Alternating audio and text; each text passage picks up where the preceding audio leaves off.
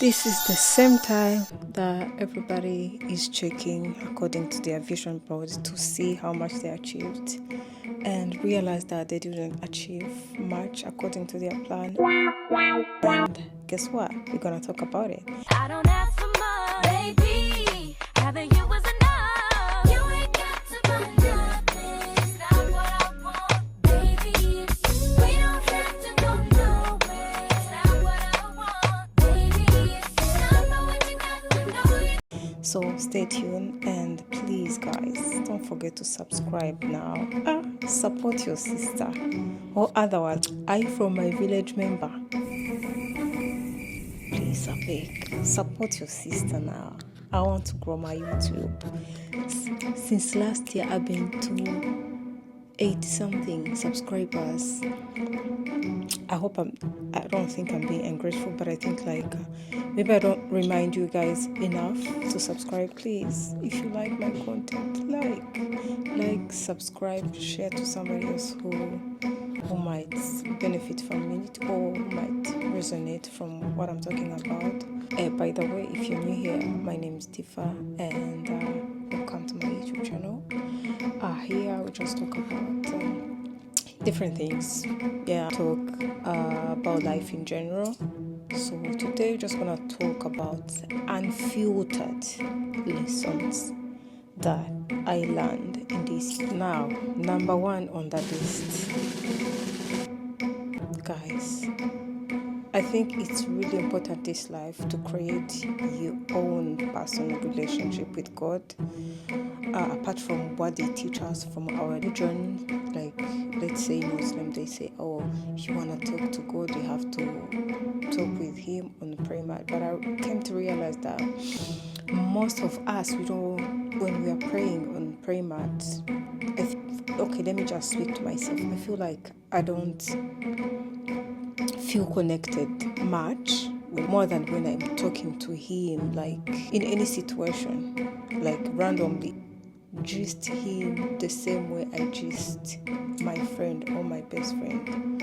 And for me, I feel like I don't feel that connection when I'm doing that. Yeah, okay, I feel connection, but it doesn't feel the same way as when I'm talking to Him, as in randomly. Came to realize that most of people, they feel disconnected when you do that, because it's like they just follow that, but they don't feel that connection. Until you get to that situation where you feel like, you know what, why? I know God is real. Like, you really know that God is there, but when you're praying, you don't feel that connection. And I think that's the time where you have to find your own way. To talk to Him, to communicate with Him in your own way. So that's what I'm doing right nowadays. I'm praying though. I don't want you guys doesn't quote me wrong. I don't mean that I'm no longer praying. I'm praying 5 times as usual as a Muslim, but still I talk to Him daily. Every time when I wake up after praying on my praying mat, when I go outside, I pray with Him. I'm just walking down, and on the road I'm by myself. Like, I just start talking with Him. I tell Him everything that I have in my mind, like everything. It's like, for me, it's like journaling my thoughts. So sometimes I even end up getting emotional when I'm doing that. So I feel like nowadays it's really important, as in, to be vigilant about people who surround you. Like, pay attention how they speak to you, how they communicate to you, how they approach you, because if you don't and brush off all those signals, you will pay a huge price. Reason why, I'm just gonna use my personal example, right? Last year, I think the end of winter, I was surrounded with people who hated my guts, but because I was too convinced and I think like, this is my people, there's no way they hate me, but it doesn't mean that I didn't notice the red flags from them. I used to catch them, as in talking behind my back. I see them trying to compete with me in smaller things, but indirectly, yeah.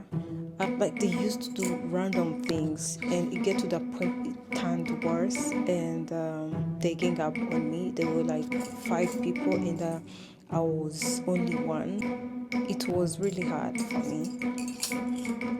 I reached the point I was like, you know what? I think I'm not a human, because how they treated me, I started losing the value of myself, thinking like, there's no way these people can treat me like this if I'm really a human like them. So let not brush off signals of people that we surround ourselves with, because if you do, my sister, I'm gonna pay a huge price, which I did.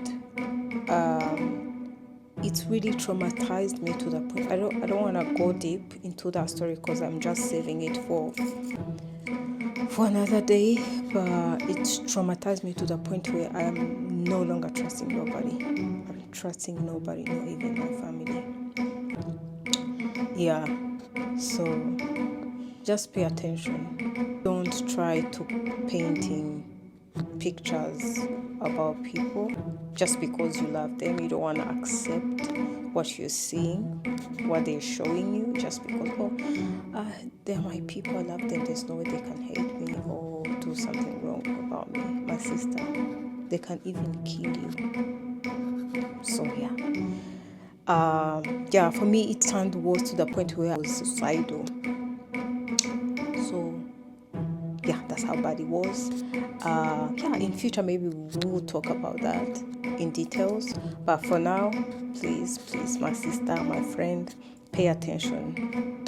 Anybody who surround you, just be vigilant. Pay attention how they treat you, how they talk to you, how they approach you, the compliment they give you. Like, just pay attention with every small detail, and it will help you to know exactly what you need to know to save yourself. Thirdly, I think we have to be shameless at a certain extent, because sometimes we go through tragedies to the point where it gets messy, and in that moment it's easy for somebody to blame yourself basically and be like, oh, this is my fault, I could have done better, this is my fault that I'm in this messy situation.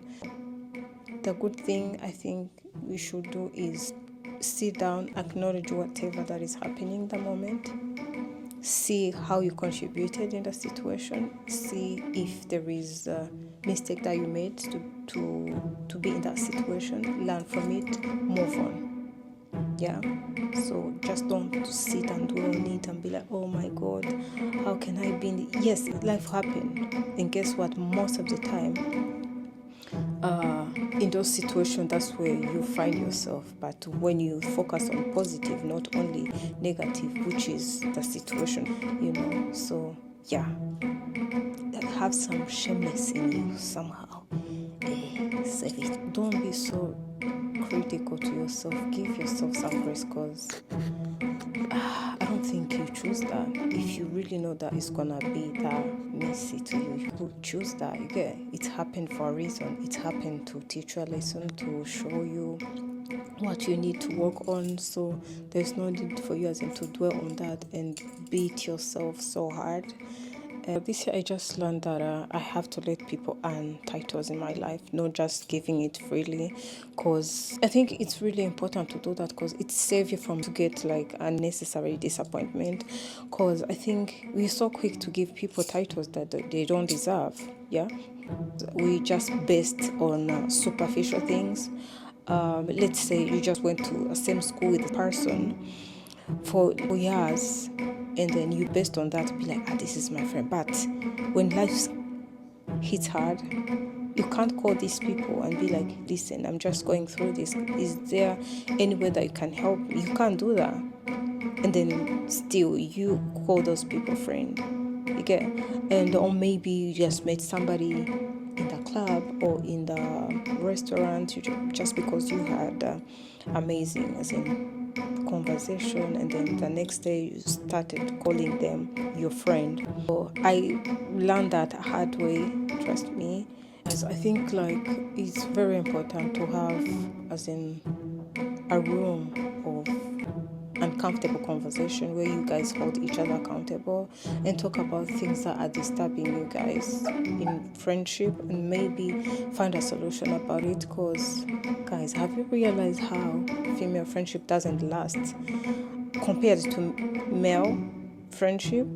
Yeah, I think the reason is that number one reason is that there is no room of uncomfortable conversation where you guys discuss about things that are disturbing you, where you be vulnerable and be like, hey, I love you, but I didn't like this thing you said about me. I didn't like the way you reacted when we were, let's say, in a restaurant. I didn't like that. Like, there is no room of that. That really caused a lot of harm in female friendship, and some of them, they end up even want to kill each other.